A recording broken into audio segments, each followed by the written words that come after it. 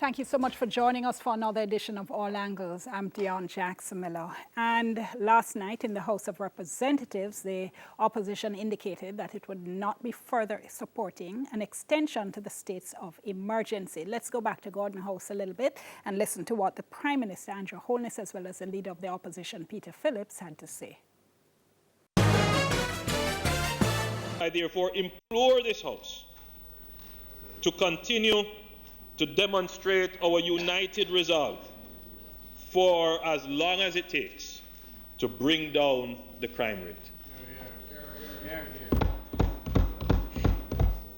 And I might be asked, what is as long as it takes?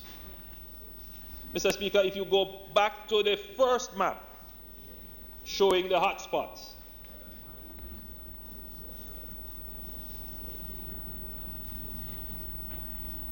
when we don't have those hotspots with murder rates at 60 per 100,000, 10 times the normal, and we have ensured,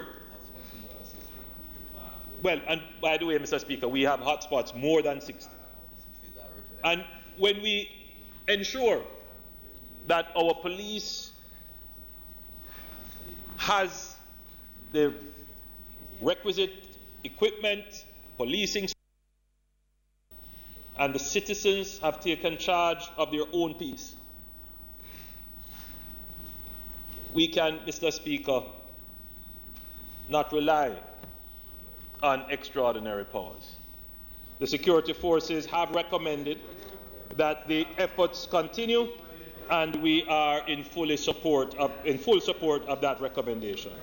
It is therefore imperative that the current strategy be pursued for a further defined period. We are asking for 3 more months. The issue that we face today is whether the extension of a state of emergency is the most effective approach to the problem that we face. And let us note that with the initial declaration, we supported it. It's now almost 1 year since the first declaration, and we have supported every extension. We have supported extension into new areas. I think a case could be made for more zones of special operations to be declared in critical operational areas. One, because it facilitates the joint operations. It confers tremendous powers on the security forces.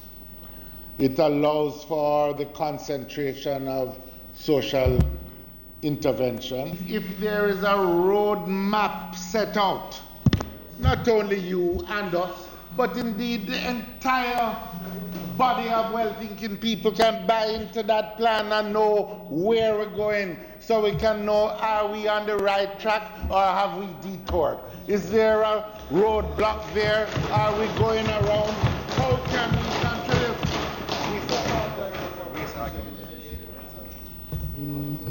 No plan.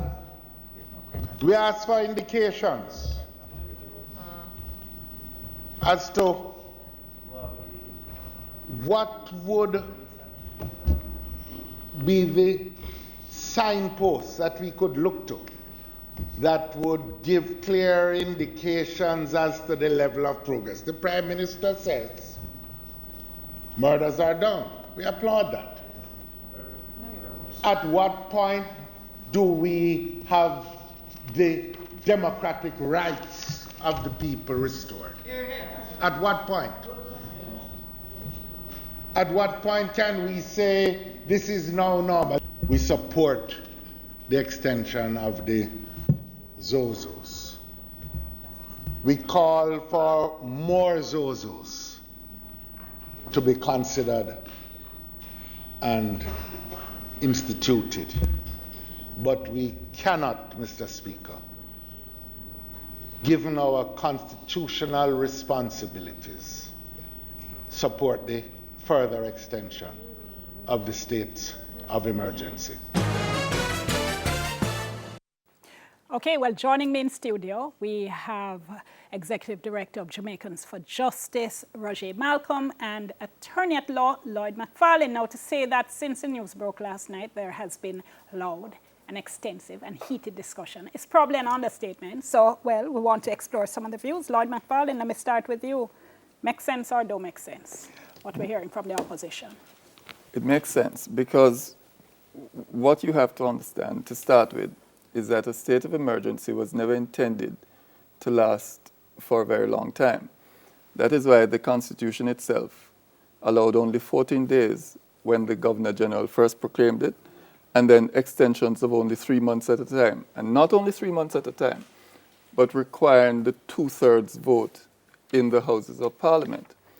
That means that the Constitution expects that there has to be true consensus in relation to a state of emergency, not only being put in place, but going forward.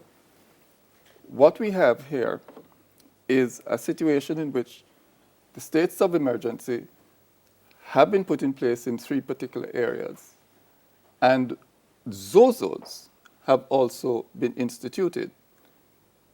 As a result of these, there is no question that murder rate has fallen, especially in particular parishes, especially in St. James. So there is a perception that this is working.